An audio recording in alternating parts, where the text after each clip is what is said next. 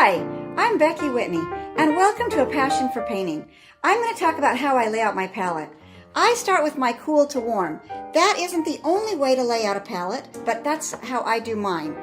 I start with my black, that's ivory black, because that's the most transparent black there is. I then go to my phthalo blue. My phthalo green is next. Following behind that, ultramarine blue. This is going to save you some time because as you move your brush, you'll head towards that direction, almost like finding the keys on the piano. My next color after ultramarine blue is dioxazine purple. Then alizarin crimson, starting into my warmer. And as I'm painting, if I need to warm a color up, I can just back down one color.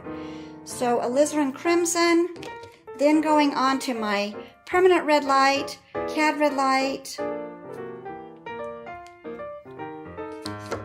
transparent oxide red. This is one of my favorite colors. I use this constantly. Permanent orange or cad orange. Transparent oxide yellow. Seems like a lot of colors. I have about 13 colors that I love to have on my palette most of the time. Indian yellow, in this case this is called Style de Grand yellow, called by different names.